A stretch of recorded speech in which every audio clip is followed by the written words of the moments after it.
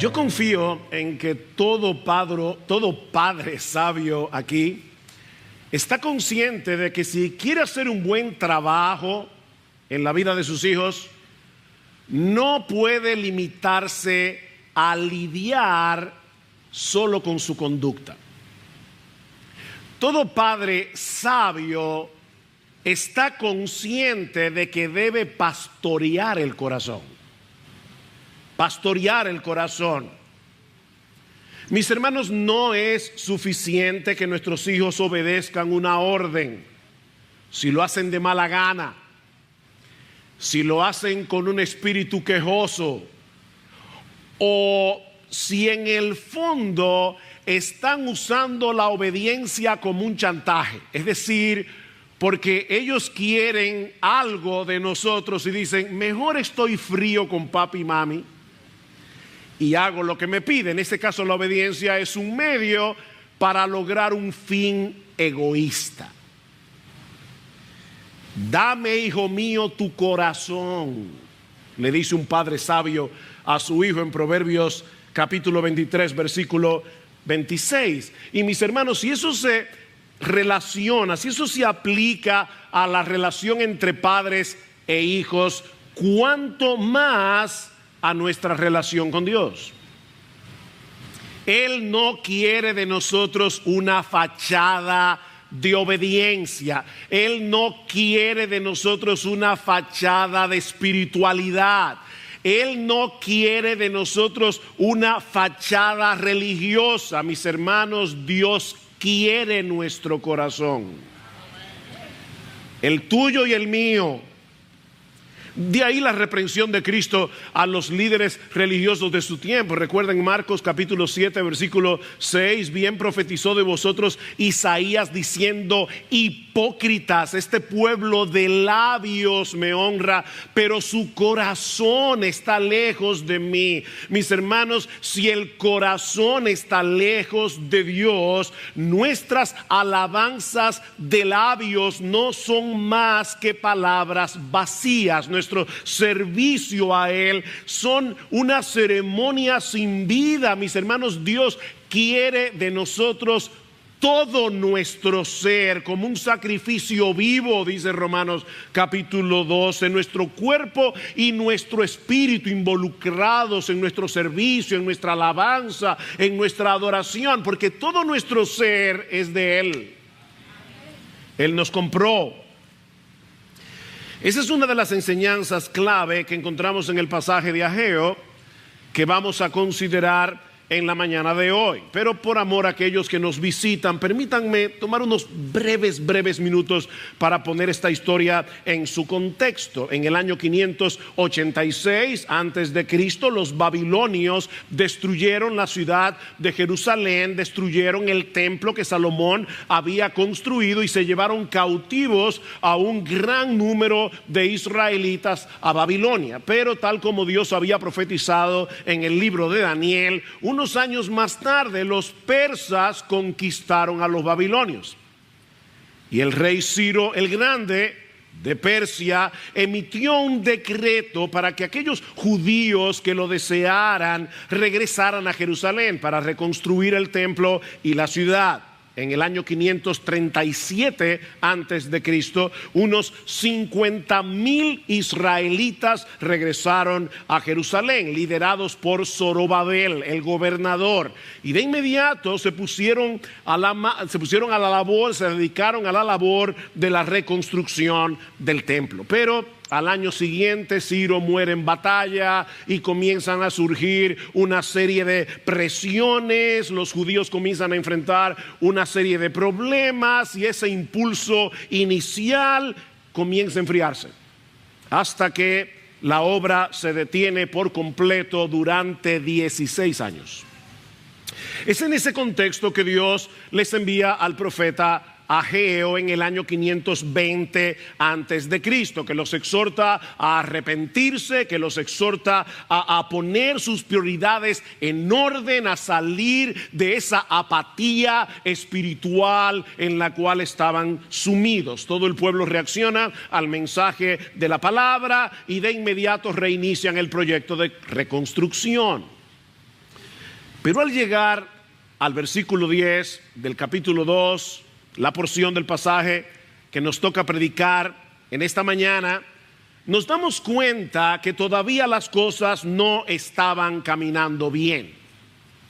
Por lo que Dios les envía de nuevo su palabra por medio de Ageo. Dice en el versículo 10, el día 24 del mes noveno, que en nuestro calendario equivale al 18 de diciembre. Marquen esa fecha. Este mensaje de Ageo, recuerden, Ageo tuvo varios mensajes desde el mes de agosto hasta este último, el 18 de diciembre del año 520 antes de Cristo.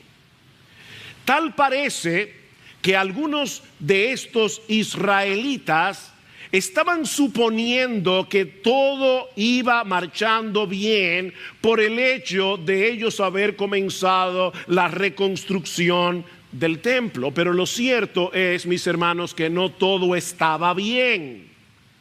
Había un problema en el corazón que no estaba del todo resuelto. Por eso alguien decía que el corazón del problema es el problema del corazón.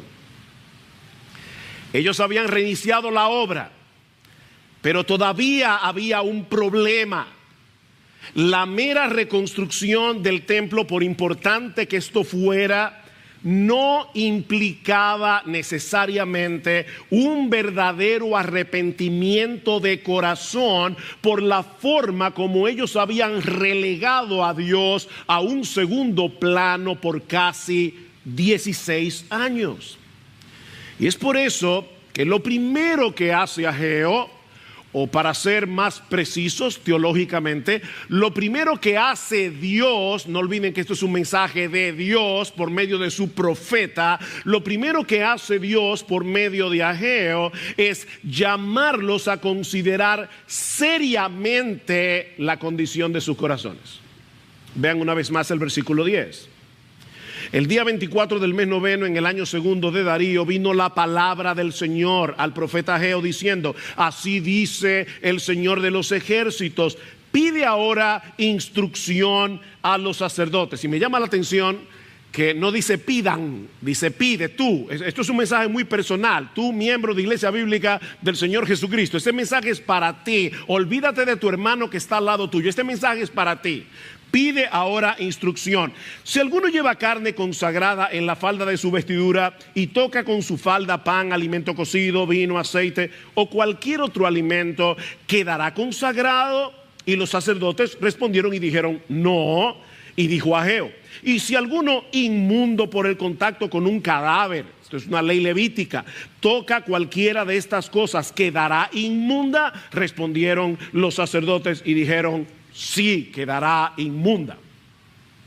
En el Antiguo Testamento, los sacerdotes tenían la responsabilidad de instruir al pueblo sobre los diversos aspectos morales, civiles y ceremoniales de la ley de Dios. Así que Dios le ordena al pueblo que consultaran con los sacerdotes sobre las implicaciones de algunas de las leyes relacionadas con la impureza ceremonial, sobre todo en el libro de Levítico. Y yo sé, mis hermanos, que para nosotros esto es hoy algo extraño. Nosotros no solemos pensar en esas categorías de puro o impuro ceremonialmente hablando. Nosotros vamos a un funeral y si es una persona amada, tocamos el féretro, tocamos el cadáver y eso no nos vuelve impuros ceremonialmente. Pero eso no era así en el Antiguo Testamento.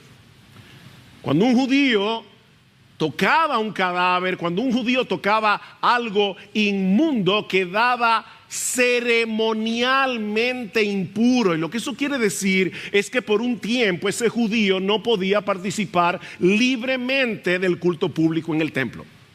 Esa es la idea de una impureza ceremonial. Es en ese contexto que ahora Dios le dice: pregúntale al sacerdote qué pasaría si él llevara en la falda de su manto, como era la costumbre, una carne que había sido consagrada y ahora toca algún otro tipo de alimento, pan, aceite, vino o otro pedazo de carne. ¿Eso haría que ese otro alimento quedara consagrado? Y el sacerdote responde correctamente: no, eso no se pega. La consagración no se pega. Pero ¿qué pasa si es al revés? Pregunta a Dios. Que alguien en estado de impureza ceremonial, tal vez por haber tocado a un cadáver, tocara cualquiera de esas cosas, pan, aceite, cualquier alimento. En ese caso, el alimento quedaría inmundo, y los sacerdotes entonces correctamente responden que sí. El principio, mis hermanos, que está detrás de estas leyes ceremoniales es muy simple. La santidad no se pega, pero la impureza es altamente contagiosa. La santidad no se pega. La impureza, la inmundicia es altamente contagiosa. Tal vez nos ayude un ejemplo cotidiano. Niños, escúchenme, quiero hacerles una pregunta. Niños jóvenes que están aquí. Imagínate que tú tienes una camisa blanca acabadita de lavar, está totalmente limpia, y a ti se te ocurre la brillante idea de usar tu camisa blanca para limpiar una superficie que está manchada de aceite. Y la pregunta es: ¿la blancura y la limpieza de la camisa van a hacer que la mancha desaparezca, o lo que va a suceder es que la mancha va a dañar la camisa? La respuesta es muy obvia, ¿no? La mancha no va a desaparecer, la camisa quedará manchada. Otro ejemplo. Hace unos meses, pocos meses atrás, 2 o 3, yo estaba en la ciudad de Orlando, en una labor ministerial. Y yo estoy observando a la hermana, estoy hablando con ella en la cocina mientras ella está preparando el desayuno. Ella está haciendo una tortilla de huevos. Y yo veo que de repente, antes de poner la tortilla de huevo en el sartén, la hermana bota la mezcla en la basura. Y yo le pregunto qué pasó. Y dice, bueno, que había un huevo podrido. Fíjense, el punto es este. Si yo estoy haciendo una tortilla de 6 huevos y uno de los huevos, uno solo, está dañado, si lo mezclo con los 5 huevos que están buenos, estos 5 huevos buenos no van a arreglar el que está podrido, sino que el podrido va a dañar toda la mezcla. Ven que el principio no es tan complicado de entender. La santidad no se pega, pero la inmundicia sí. La inmundicia sí. Y lo mismo sucede a nivel moral, lo mismo sucede a nivel espiritual. Miren, mis hermanos, estar al lado de una persona santa no te santifica. Y tú puedes pasarte 25 años al lado de ella, y eso automáticamente no te santifica. O apliquemos a las actividades religiosas. Venir los domingos a la iglesia regularmente, fielmente, cada semana. Cantar los himnos con los ojos cerrados, las manos levantadas. Escuchar la predicación de la palabra. Ninguna de esas cosas te santifica automáticamente. Tú puedes hacer eso por 10, 15, 20, 30 años y eso no te santifica. Ahora noten, Dios usa esos medios para santificarnos, siempre que ellos nos acerquen a Él en arrepentimiento y fe.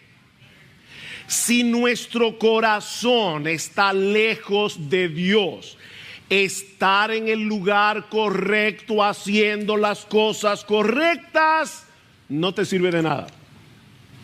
No te sirve de nada. No será de ningún beneficio.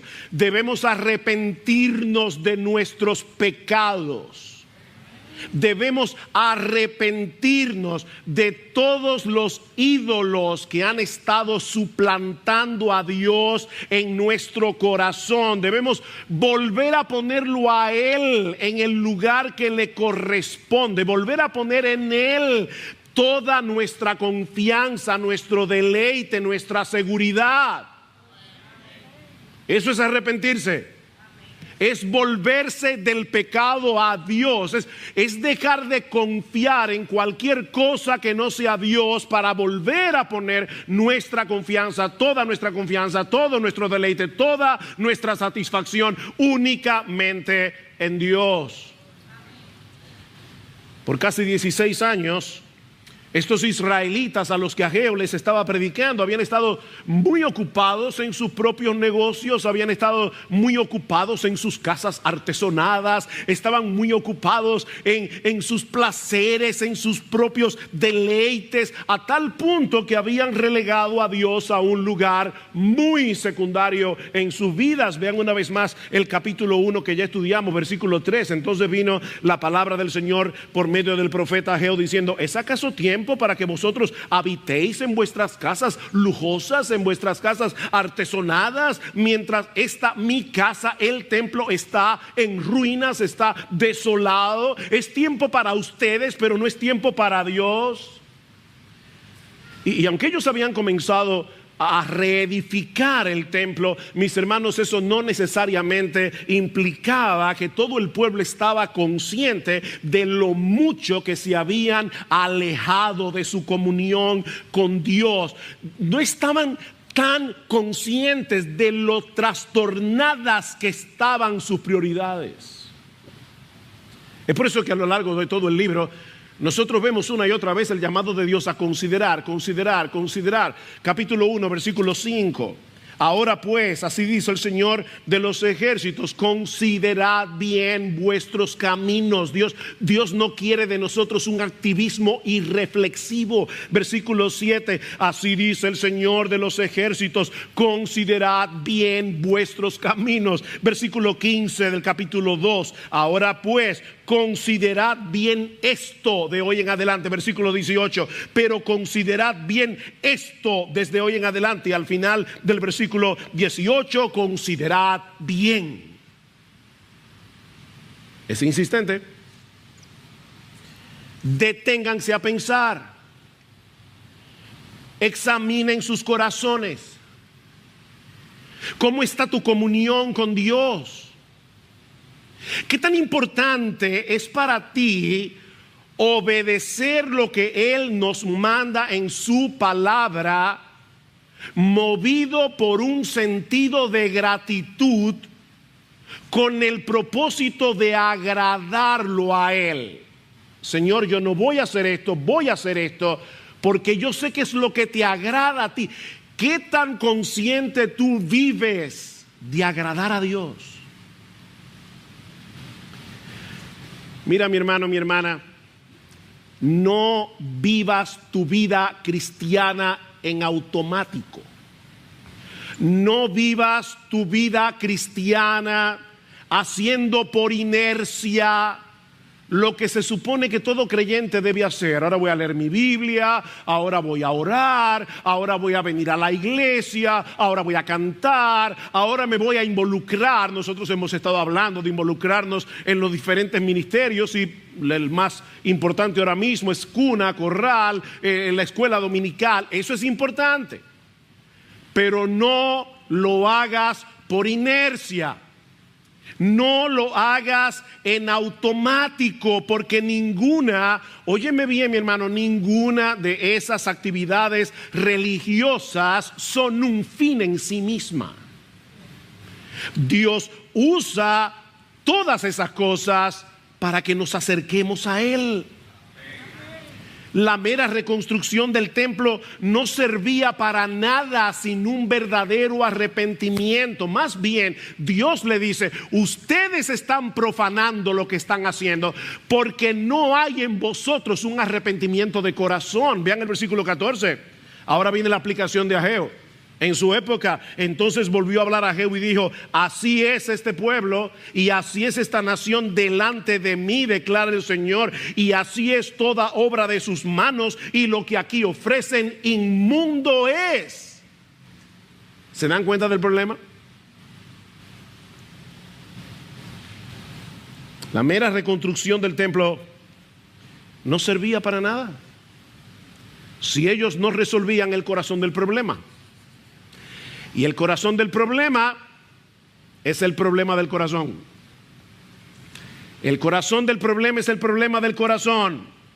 Sin un verdadero arrepentimiento, ellos estaban profanando el templo. Su inmundicia lo contaminaba todo. ¿Qué debían hacer? Arrepentirse. Debían destruir los ídolos que estaban suplantando a Dios en sus corazones para volver a disfrutarlo a Él.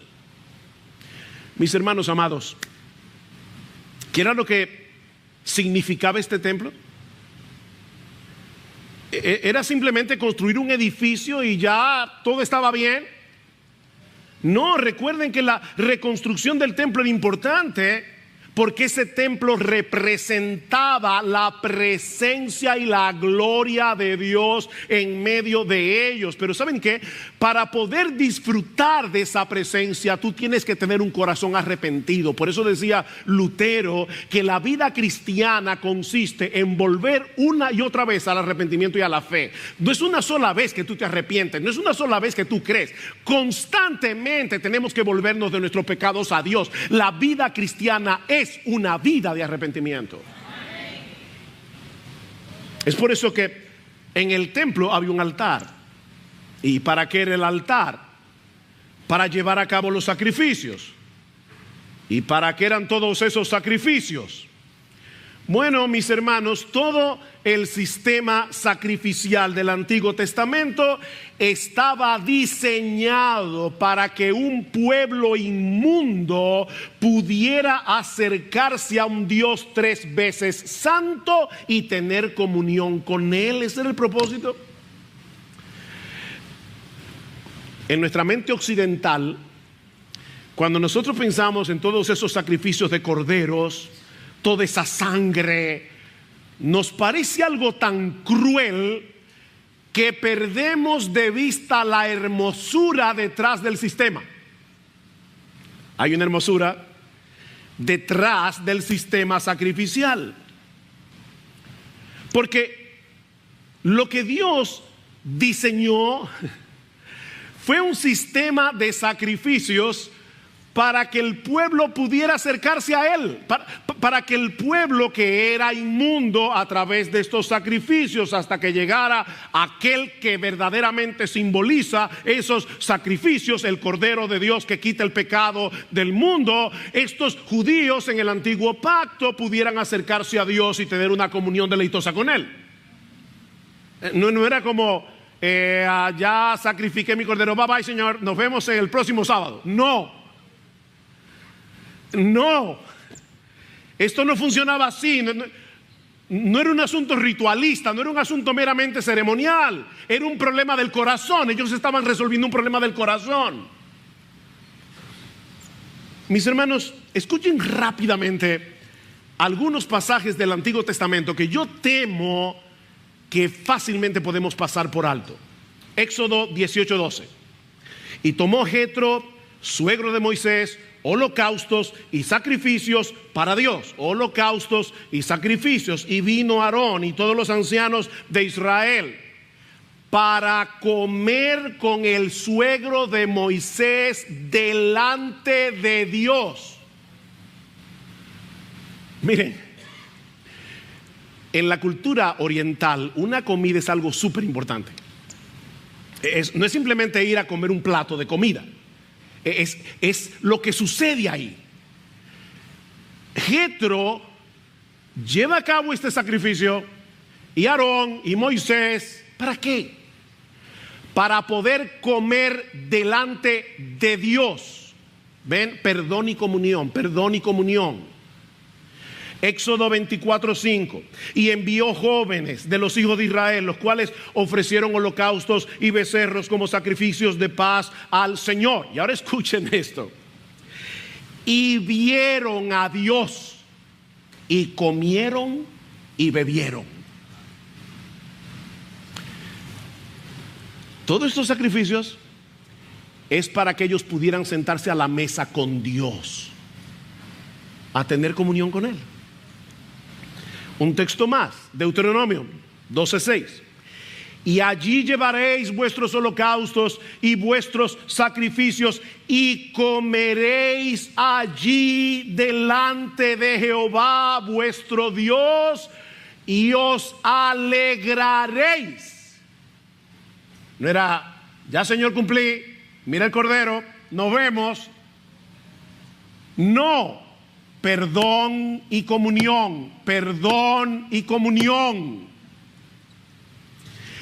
Todo el sistema sacrificial del Antiguo Testamento fue diseñado para proveer perdón y comunión, para poder sentarse a comer con el Dios soberano, con el Rey de los Reyes, con el Señor de los Señores. No podemos disfrutar al Dios Santo sin arrepentimiento.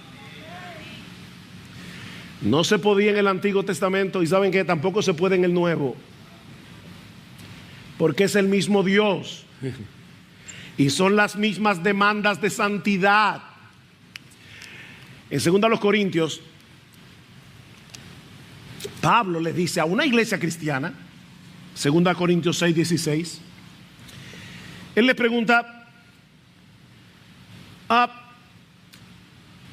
algún acuerdo entre el templo de Dios y los ídolos?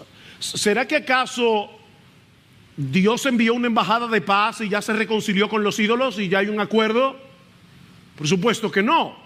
Y ahora escuchen: porque vosotros sois el templo del Dios viviente, como Dios dijo: habitaré y andaré entre ellos y seré su Dios. ¿Tú sabías que Dios está aquí caminando en medio nuestro? Habitaré y andaré entre ellos, y ellos serán mi pueblo. Pero aquí hay una demanda: por lo cual salid de en medio de ellos y apartaos, dice el Señor, y no toquéis lo inmundo, y yo os recibiré y seré para vosotros por padre, y vosotros me seréis hijos e hijas, dice el Señor de los ejércitos. Aquí está la versión nuevo testamentaria del pasaje de Ageo. Es el mismo Dios, las mismas demandas.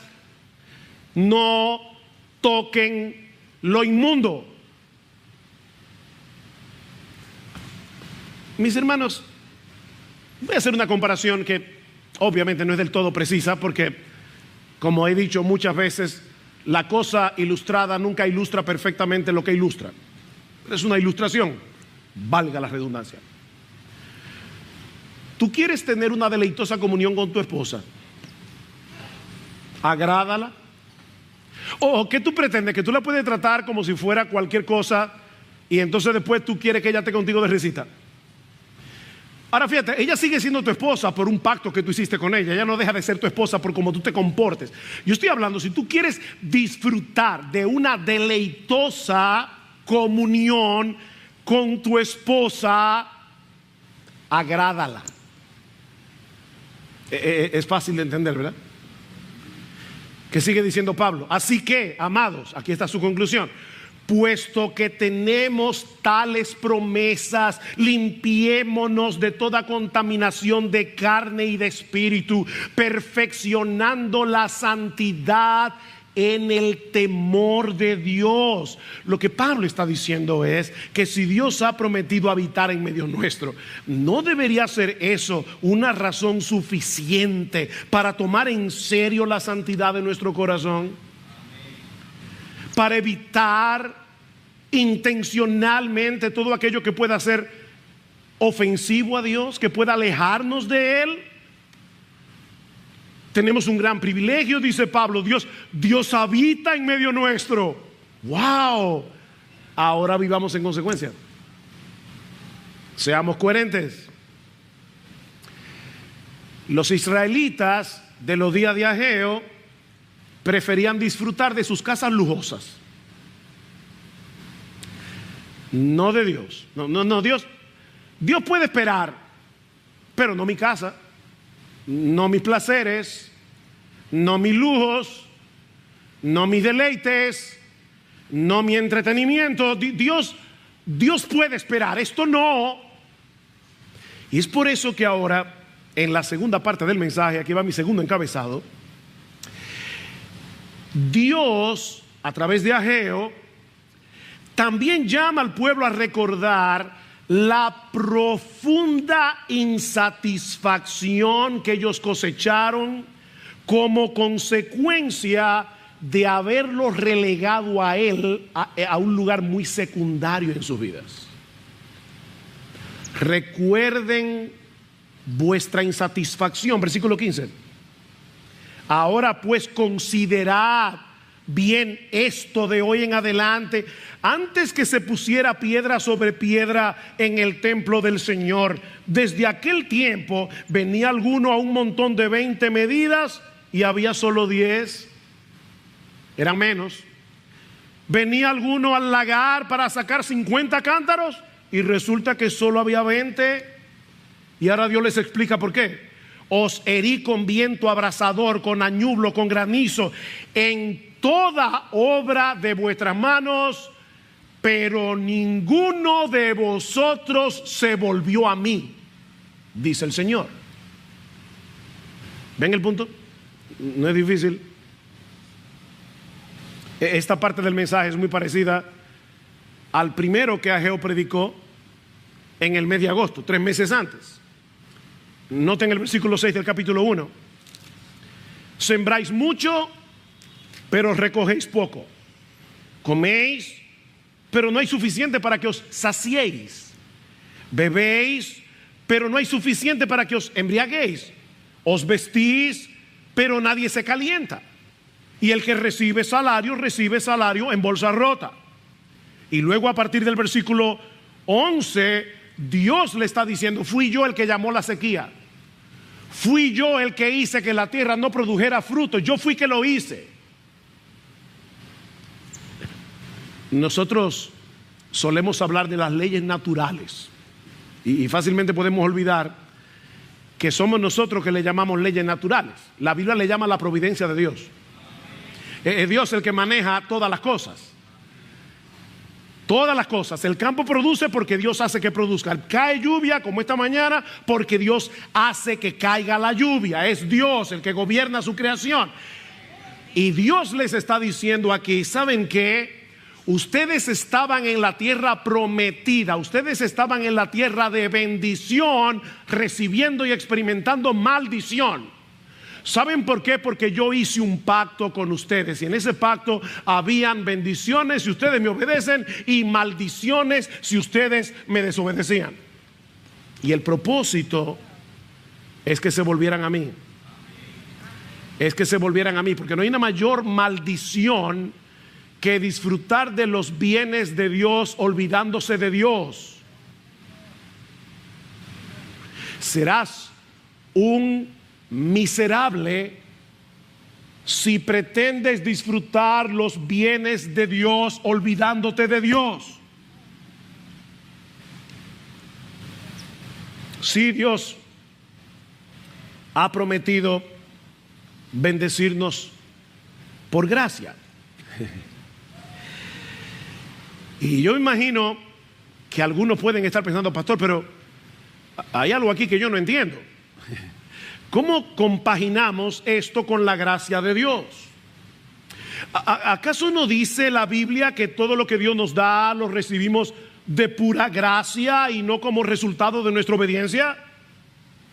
Respuesta: eso es verdad en parte. Eso es verdad en parte. Y ahora yo quiero todas vuestras neuronas. Mis hermanos amados, nunca olvidemos que la mayor bendición que Dios tiene reservada para su pueblo es Él mismo.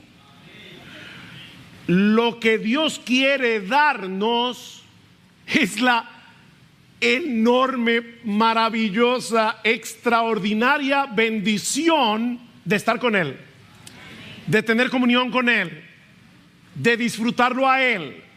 Y es por eso que cuando Él nos ve cometiendo la locura, porque es una locura, de dejarlo a Él, como dice en Jeremías 2:13, que es una fuente de agua viva, para acabar cisternas rotas que no retienen agua, ¿qué hace Dios? En su gracia nos disciplina para que volvamos a Él.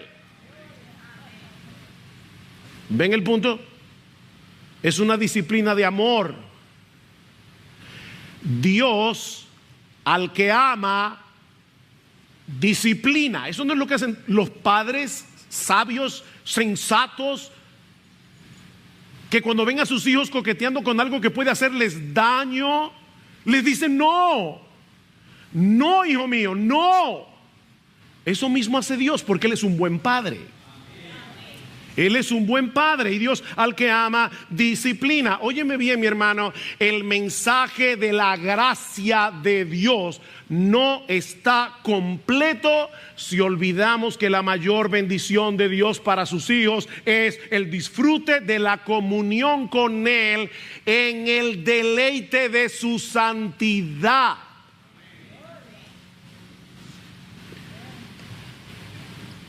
El diablo nos ha vendido la idea de que la ley de Dios es una camisa de fuerza.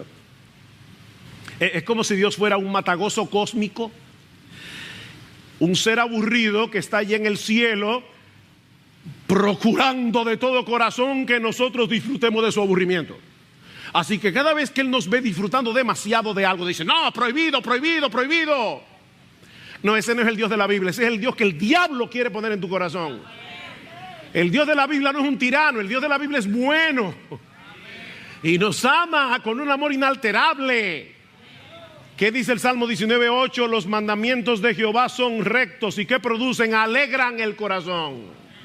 Alegran el corazón. ¿Qué le dice Cristo a sus discípulos en Juan capítulo 15 versículo 10? Si guardareis mis mandamientos, permaneceréis en mi amor, así como yo he guardado los mandamientos de mi Padre y permanezco en su amor. Y ahora escuchen, estas cosas os he hablado para que mi gozo esté en vosotros y vuestro gozo sea completo. Obedezcan y van a recibir esa bendición. Mira, tomar en serio los mandamientos de Dios, tomar en serio la santidad, no es contrario a la gracia. Pensar eso es una desgracia. Lo que es contrario a la gracia es tratar de obedecer a Dios para ganarnos su favor. Eso es contrario a la gracia. En vez de hacerlo movidos por la gratitud de haber sido ya favorecidos por gracia.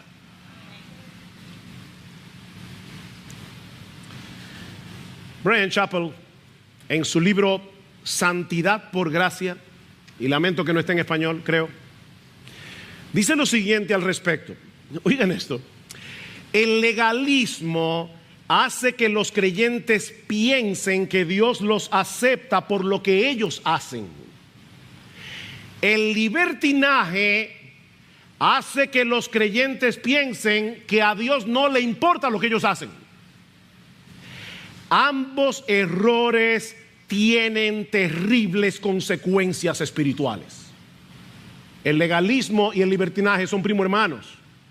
Los dos distorsionan a Dios y por lo tanto distorsionan su santidad y el deseo de Dios de que seamos santos porque Él es santo.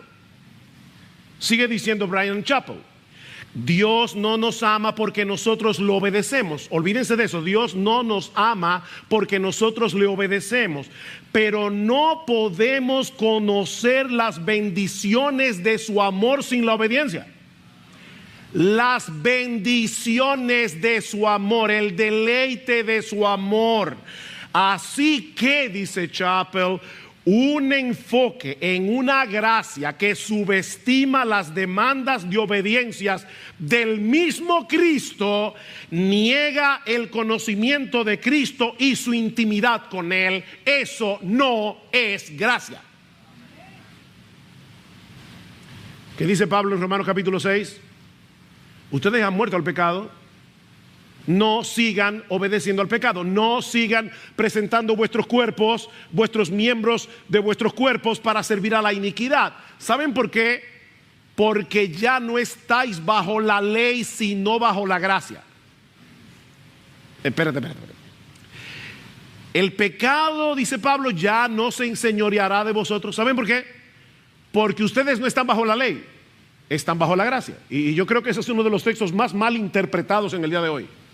¿Qué significa eso? El pecado ya no puede enseñorearse porque ustedes cambiaron de dueño. Cuando ustedes estaban bajo la ley, como seres humanos comunes y corrientes, antes de ser regenerados por Dios, antes de disfrutar de la nueva vida que ahora tenemos en Cristo, ustedes tenían la obligación de cumplir la ley porque Dios es Dios, pero no podían hacerlo. Ustedes tenían que obedecer, pero no podían obedecer porque eran esclavos del pecado. Pero ahora nosotros estamos en un nuevo régimen. Es el régimen de la gracia. Y en ese régimen, ahora Dios nos da los recursos que necesitamos para obedecer. Entonces, por eso el pecado ya no puede enseñorearse, el pecado ya no puede seguir controlándolos a su antojo, porque ya no están bajo el régimen de la ley, están bajo el régimen de la gracia. Y ese régimen trae consigo la capacidad de obedecer a Dios deleitosamente, no perfectamente, pero sí sinceramente. Aleluya, gloria a Dios. Es por eso que Ageo concluye su mensaje de parte de Dios con un llamado a descansar con esperanza en la bendición que acompaña la obediencia de corazón. Versículo 18. Pero considerad bien esto de hoy en adelante, desde el día 24 del mes noveno, desde el día en que se pusieron los cimientos del templo del Señor. Considerad bien. ¿Está todavía la semilla en el granero? No, ya la habían sembrado. Pero todavía la vid, la higuera, el granero y el olivo no han dado fruto. Pero desde hoy yo os bendeciré. Wow, qué mensaje tan esperanzador. Otra vez tenemos que prestar atención a la fecha del mensaje. El 24 del mes noveno, estamos el 18 de diciembre en nuestro calendario. Esa era la época en que los judíos ya habían sembrado la semilla en el campo y estaban aguardando los frutos. Este era un tiempo importante del cultivo. Pero ahora Dios le dice: ¿saben qué, mis hijos, pueblo mío? Ustedes necesitan vivir por fe, no por vista.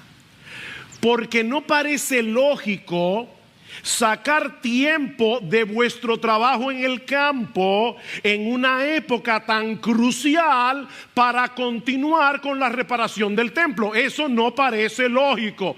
Pero Dios le dice: eso es precisamente lo que ustedes tienen que hacer.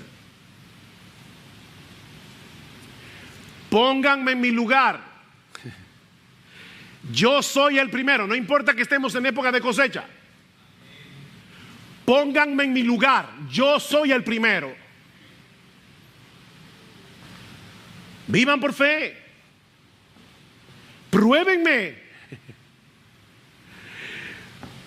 Ellos necesitaban volver a poner sus prioridades en orden, o en el lenguaje de Jesús, ellos debían poner primero el reino de Dios y su justicia y dejarle a Dios la añadidura. Déjale a él la añadidura. Es por eso que Dios les dice: miren qué reto, marquen este día. Márquenlo en su calendario, 18 de diciembre. Porque hoy comienza la temporada de bendición. Hasta ahora ustedes estaban en la tierra prometida, en la tierra bendita, experimentando la maldición del pacto por su desobediencia. Pero ahora que ustedes se están arrepintiendo de corazón y que están llevando sus sacrificios al altar, sabiendo lo que ese sacrificio realmente significa, con un corazón verdaderamente arrepentido, marquen ese día, porque la bendición comienza hoy. Marque ese día, mi hermano, ese día en que tú decidas vivir en integridad delante de Dios, en que tú decidas tomar a Dios en serio. Marque ese día. Poner el templo en primer lugar, en el lenguaje de Ageo, ¿verdad?, era volver a colocar la presencia y la gloria de Dios en medio de ellos, en el tope de sus prioridades. Era volver a disfrutar la comunión con Él al restaurar el altar, los sacrificios, para poder acercarse a Él en arrepentimiento y fe. Y el resultado sería la bendición de Dios, la bendición material por causa del pacto. Dios les dice: ustedes van a ver la cosecha que ustedes van a tener este año. Recuerden lo que les pasó en estos 16 años, que ustedes estaban ocupados de la cosecha y no de mí. Ahora ocúpense de mí y van a ver lo que cosechan. Pero sobre todas las cosas, la bendición de estar con Él. Confíen en mí y yo los bendeciré. Ese es el mensaje. Sí, la bendición de Dios es por gracia. Siempre por gracia. Como dice Jerry Bridges, nunca llegaremos a ser tan obedientes que merezcamos la bendición y el favor de Dios. Olvídate de eso. Ningún día bueno es lo suficientemente bueno como para que tú te ganes el favor de Dios. Olvídate de eso, que eso es legalismo. Pero nunca olvides que Él es la más grande bendición que Él nos concede de pura gracia. Él es la bendición. Y esa bendición se disfruta en arrepentimiento y fe. Pero en cuanto a mí, dice el salmista, el acercarme a Dios es el bien. ¿Cuál es el bien? Acercarme a Dios. Así que mi hermano, mi hermana, mantente en pie de guerra contra los ídolos de tu corazón. No vivas en automático, no vivas por inercia. Vive una vida de arrepentimiento y fe, volviéndote continuamente de tus pecados a Dios, y experimentarás la bendición de disfrutar de una comunión cercana y deleitosa con Él, sea que tengas mucho o que tengas poco.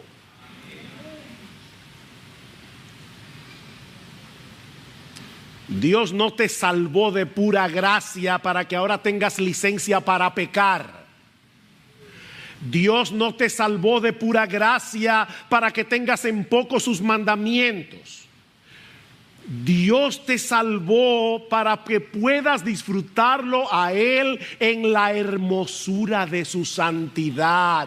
Una cosa he demandado al Señor, una cosa, una, no dos, no tres, no 10, una sola cosa. Salmo 27:4, he demandado al Señor que esté yo en la casa del Señor todos los días de mi vida para contemplar la hermosura del Señor y para admirar en su templo. La hermosura del Señor. Dios nos compró al precio de su sangre, no con sacrificios de animales. Dios nos compró a precio de su sangre para que podamos tener comunión con Él.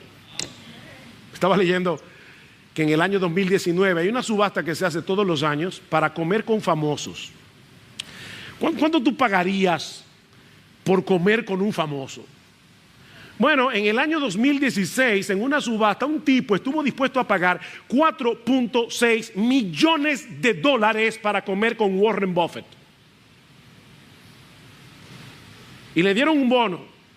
Puede llevar 6 amigos que tú quieras. ¡Wow! Por $4.6 millones, está bien. Para comer con Warren Buffett. ¿Saben qué? Mis hermanos, el Dios del universo, Él pagó el precio de esa comida. con la sangre de su Hijo, para que tú y yo podamos sentarnos a la mesa con el Todopoderoso y tener una relación de deleitosa comunión con Él, como un padre con su hijo. Y Él pagó el precio. Y no fueron 4.6 millones de dólares. Fue la sangre de Jesús vertida en el Calvario.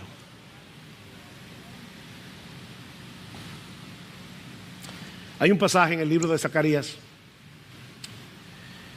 que sucede a la par con el ministerio de Ageo. Y eso es importante. Si ustedes van a Zacarías capítulo 1, verán que dice que Zacarías comenzó su ministerio en el 8º mes del año 520. El segundo año de Darío, el mismo año que Ageo está predicando. En el calendario nuestro, Zacarías comienza su ministerio a final de octubre, principio de noviembre. Y Ageo predicó este mensaje ¿cuándo? El 18 de diciembre.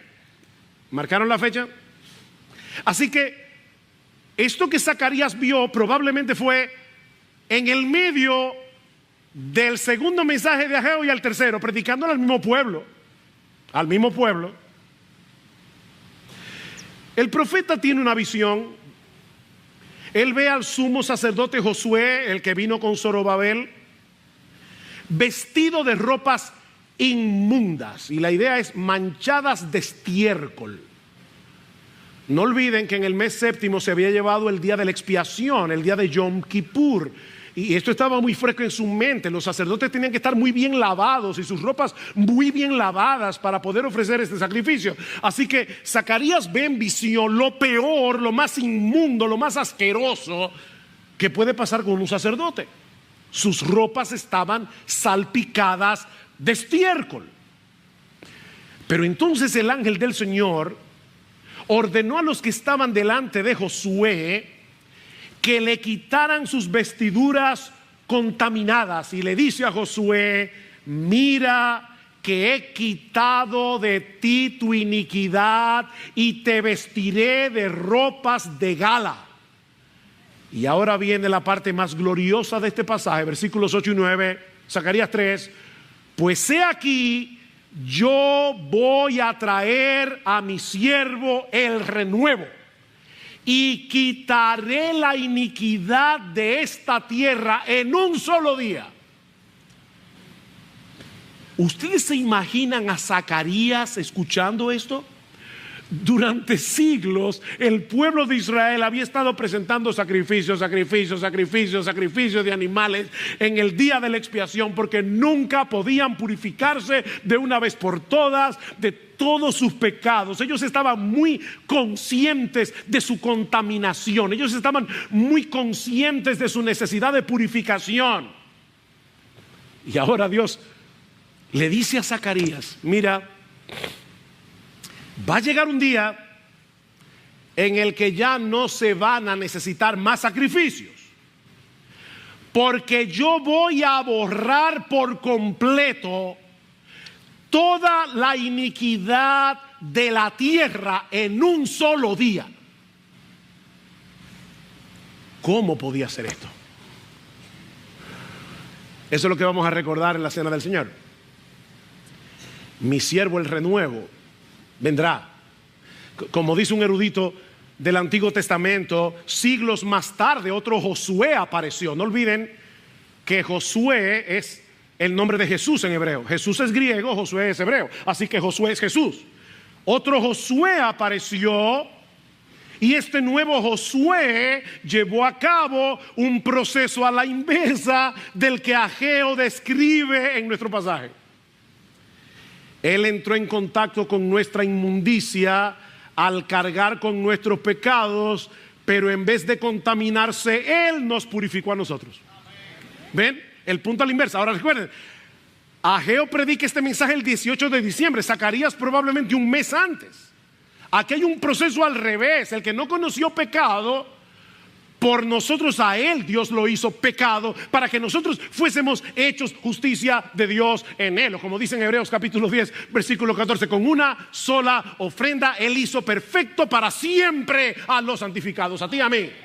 Para siempre, un solo sacrificio. Por eso es que debemos insistir en el hecho de que la misa es una de las más grandes blasfemias que el hombre se ha inventado, porque ahí se sacrifica a Cristo cada día, cada día. Cuando parten ese pan que supuestamente es la carne de Jesús, están sacrificando a Jesús. Eso es una blasfemia. Con una sola ofrenda, Cristo hizo perfecto para siempre a los santificados. No necesitamos más sacrificios. Pero ¿para qué lo hizo Dios? ¿Para qué Dios hizo eso? Sigan leyendo Hebreos. Y llegamos al versículo 19.